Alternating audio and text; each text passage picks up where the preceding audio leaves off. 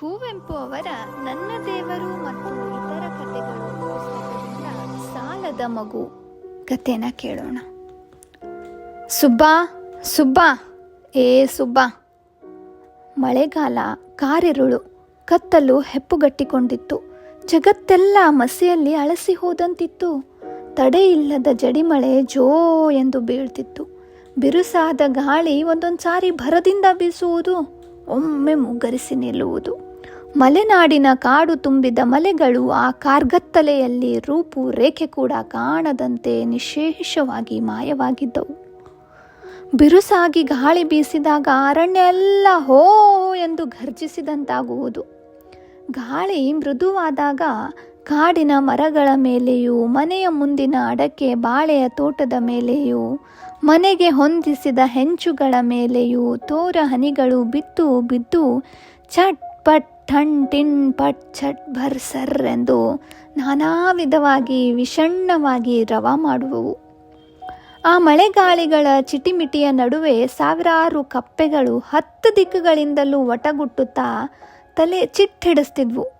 ಅವುಗಳ ಜೊತೆಗೆ ಕೆಲವು ನಿಶಾಚರ ವನ್ಯಕ್ರಿಮಿಗಳು ಮರದ ಪೊಟ್ರೆಗಳಲ್ಲಿ ಕುಳಿತು ಕರ್ಕಶವಾಗಿ ಕೀರ್ತಿದ್ವು. ಮನೆಯ ಬಳಿ ಇದ್ದ ತೆಂಗಿನ ಮರಗಳಲ್ಲಿ ಗರಿಗಳು ಗಾಳಿಗೆ ಚಿರಮರ್ಮರ ನಾದಗೈದು ಸದ್ದಿಗೆ ಸದ್ದನ್ನ ಪೇರಿಸ್ತಿದ್ವು. ಆಕಾಶದಲ್ಲಿ ಮುಗಿಲು ಕವಿದು ಕುರುಡುಗತ್ತಲೆ ತುಂಬಿತ್ತು. ಒಂದೊಂದು ಸಾರಿ ಇರುಳಿನ ಗುಟ್ಟನ್ನ ತಿಸಿಯಲೋಸುಗ ಹಗಲು ಇಣುಕಿತೋ ಎಂಬಂತೆ ಬೆಳ್ಳಿ ಮಿಂಚು ಮುಗಿಲುಗಳ ಸಂದಿಯಲ್ಲಿ ನಾಗರ ಹಾವಿನ ನಾಲಿಗೆಯಂತೆ ಚುರುಚುರುಗುಟ್ಟಿ ಹೊಳೆದು ಕಣ್ಮರೆಯಾಗ್ತಿತ್ತು. ಜಗತ್ತು ನಾದಮಯ, ತಿಮಿರಮಯ, ವರ್ಷಮಯವಾಗಿತ್ತು. ಮನೆಯ ಸುತ್ತಲೂ ನೀರ್ಗಾಲುವೆಗಳು, ತೊರೆಗಳು ಕೆರಳಿದ ಸಿಂಹಗಳಂತೆ ಭೋರ್ಗರೆದು ಹರಿಯುತ್ತಿದ್ವು. ಗುಡುಗು ದಿಗಂತದಿಂದ ದಿಗಂತದವರೆಗೆ ಉರುಳುತ್ತಿತ್ತು. ಆ ಮಳೆ, ಆ ಗಾಳಿ, ಆ ನಿರಂತರ ನಾದ, ಆ ಕಾರ್ಗಾಲದ ಚಳಿ, ಇವುಗಳಲ್ಲಿ ಮನೆಯೊಳಗೆ ಬೆಚ್ಚಗೆ ಮಲಗಿಕೊಳ್ಳುವ ಯಾರಿಗೆ ತಾನೇ ನಿದ್ದೆ ಬರಲ್ಲ? ಮನೆಯಲ್ಲಿ ಎಲ್ಲರೂ ಗಾಢ ನಿದ್ರೆಯಲ್ಲಿದ್ದರು. ಹೀಗಿರಲು ಒಂದು ಸಾರಿ ಗಾಳಿ ಭಯಂಕರವಾಗಿ ಬೀಸಿತು. ಮಳೆ ಭಯಂಕರವಾಗಿ ಬಿತ್ತು. ಮಿಂಚು ಭಯಂಕರವಾಗಿ ಮಿಂಚಿತು. ಕೂಡಲೇ ಭಯಂಕರ ಭಯಾನಕವಾಗಿ ಸಿಡಿಲರಗಿತು. ಬ್ರಹ್ಮಾಂಡವೇ ಕೆಳಗೆ ಬಿದ್ದು ಗಾಜಿನ ಬುರುಡೆಯಂತೆ ಪಟಪಟನೆ ಪುಡಿಯಾಯಿತೋ ಎಂಬಂತೆ ಸಿಡಿಲರಗಿತು. ಗೌಡ್ರಿಗೆ ದಿಗಿಲ್ಲಂದು ಎಚ್ಚರ ಆಯಿತು. ಸುಬ್ಬಾ ಸುಬ್ಬಾ ಏ ಸುಬ್ಬಾ ಅಂತ ಕೂಗಿ ಕರೆದ್ರು. ಸುಬ್ಬನಿಗೆ ಎಚ್ಚರವಾಗಲಿಲ್ಲ. ಅವನು ಕೆಳಚಗುಲಿಯ ಒಂದು ಮೂಲೆಯಲ್ಲಿ ಯಾರೋ ದಾನ ಮಾಡಿದ 2-3 ಚಿಂದಿ ಕಂಬಳಿಗಳನ್ನು ಬಲವಾಗಿ ಸುತ್ತಿಕೊಂಡು ಹೆದೇರಿಸಿದ ಬಿಲ್ಲಿನಂತೆ ಬಾಗಿ ಬಿದ್ದಿದ್ದ. ಬಹಳ ಚಿಕ್ಕವನಾದ ಅವನು ಆ ದಿನ ಎಲ್ಲ ಗದ್ದೆಯಲ್ಲಿ ದೊಡ್ಡವರೊಡನೆ ಕೆಲಸ ಮಾಡಿ ತಣಿದಿದ್ದ. ಅನಾಥರಿಗೆ ಪರಮಜನನಿಯಾದ ನಿದ್ರಾದೇವಿಯ ಮಡಲಲ್ಲಿ ಆ ಪರದೇಶಿ ಬಾಲಕ ಮರವಟ್ಟು ಬಿದ್ದಿದ್ದ.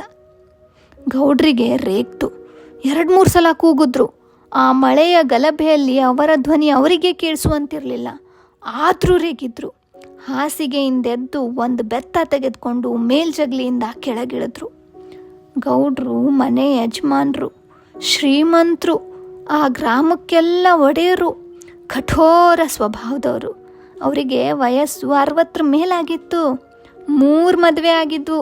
4-5 ಮನೆತನಗಳಿಗೆ ಹೆಚ್ಚು ಬಡ್ಡಿ ಮೇಲೆ ಸಾಲ ಕೊಟ್ಟು ಅವುಗಳನ್ನು ಹಾಳು ಮಾಡಿದ್ರು. ಅವರನ್ನು ಕಂಡ್ರೆ ಎಲ್ಲರಿಗೂ ಹುಲಿಯನ್ನು ಕಂಡಂಥ ಭೀತಿ. ಗೌಡ್ರು ಆ ಭೀತಿಯನ್ನು ತಮಗೆ ತೋರಿಸುವ ಗೌರವವೆಂದು ತಪ್ಪಿಡ್ಕೊಂಡಿದ್ರು. ದಿನಾ ಬ್ರ್ಯಾಂಡಿ ಕುಡಿಯದೆ ಅವರಿಗೆ ನಿದ್ದೆ ಬರ್ತಿರಲಿಲ್ಲ. ಆದರೆ ನಿಯಮ ನಿಷ್ಠೆಗಳಿಗೇನು ಕಮ್ಮಿ ಇರಲಿಲ್ಲ. ಮೈ ತುಂಬ ಬೇಕಾದಷ್ಟು ನಾಮದ ಪಟ್ಟೆ ಹಾಕೊಳ್ಳೋರು, ನಿತ್ಯ ಶಿವಪೂಜೆ ಮಾಡೋರು.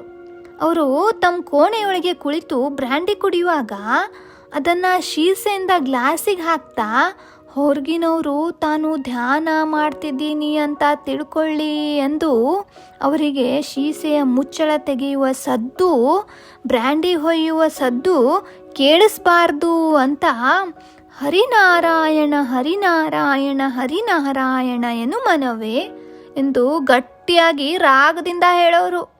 ಮಳೆಗಾಲದಲ್ಲಂತೂ ಬಹಳ ಹೆಚ್ಚಾಗಿ ಹರಿನಾರಾಯಣ ಮಾಡ್ತಿದ್ರು.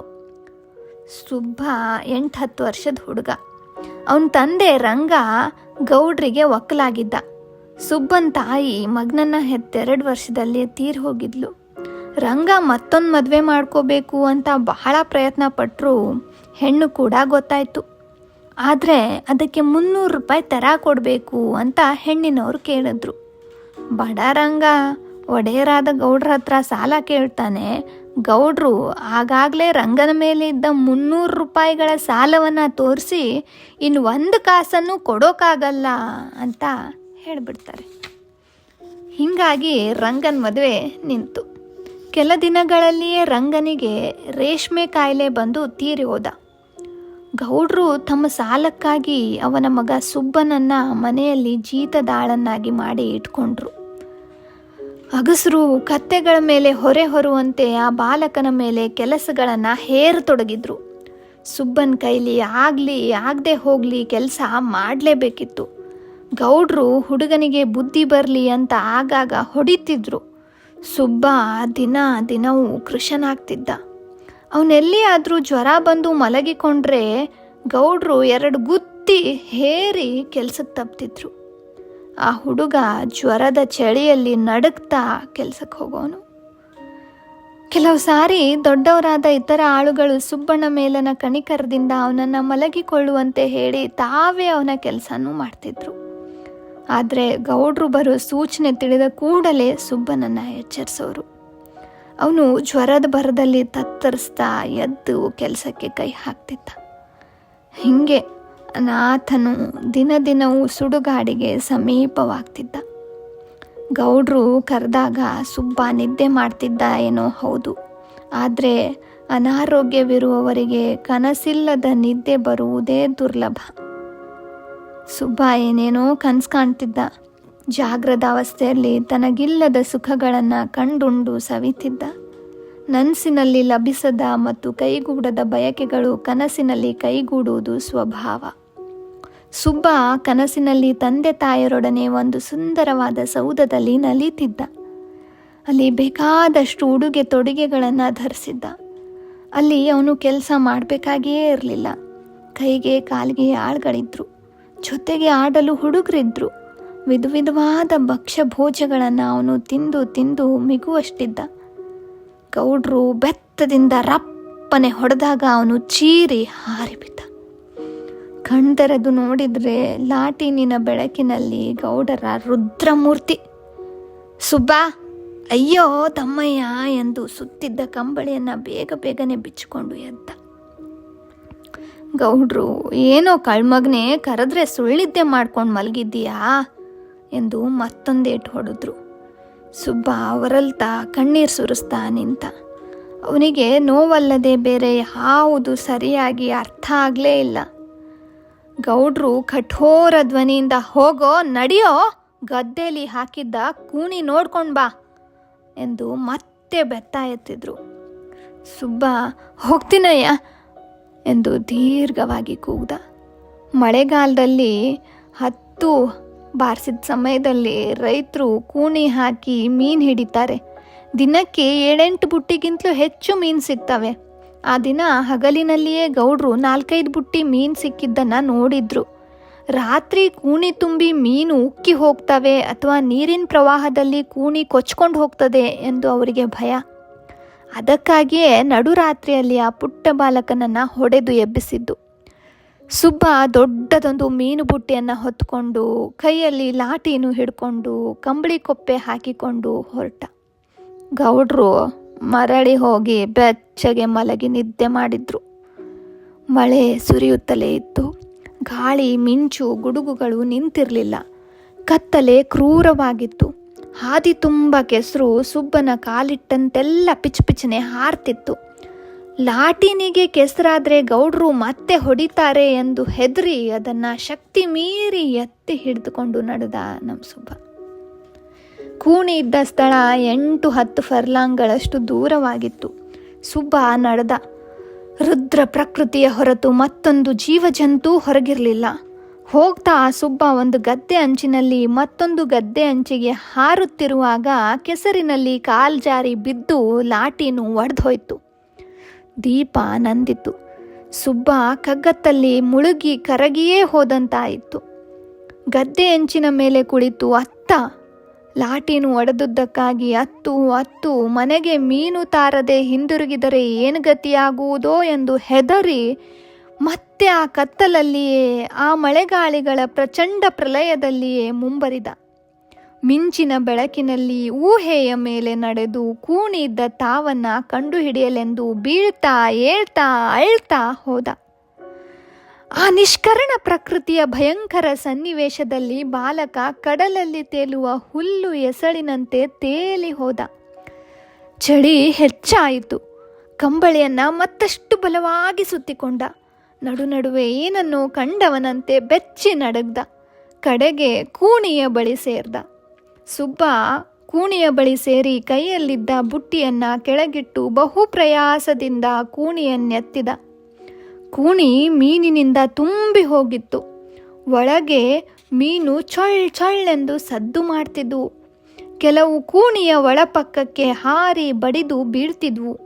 ಸುಬ್ಬ ಕೂಣಿಯನ್ನ ಎತ್ತಿ ಅಂಚಿನ ಮೇಲೆ ಇಟ್ಟು ಪನ್ನೆಯನ್ನ ಈಚೆಗೆ ತೆಗೆದ. ಒಡೆದ ಮೀನನ್ನು ತಿನ್ನಲೆಂದು ಬಂದು ಅದರೊಳಗಿದ್ದ ಒಂದು ಕೃಷ್ಣ ಸರ್ಪ ಬುಸ್ಸೆಂದು ಚಿಮ್ಮಿ ಸುಬ್ಬನನ್ನ ಕಚ್ಚಿ ಓಡಿ ಹೋಯಿತು. ಅಷ್ಟು ಹೊತ್ತಿಗೆ ಗಾಳಿ ಮಳೆ ಸ್ವಲ್ಪ ಶಮನವಾಗಿದ್ದವು. ಸುಬ್ಬ ಕಿಟ್ಟನೆ ಚೀರ್ದ. ವಿಷ ಏರಿ ಕೆಳಗೆ ಬಿದ್ದ.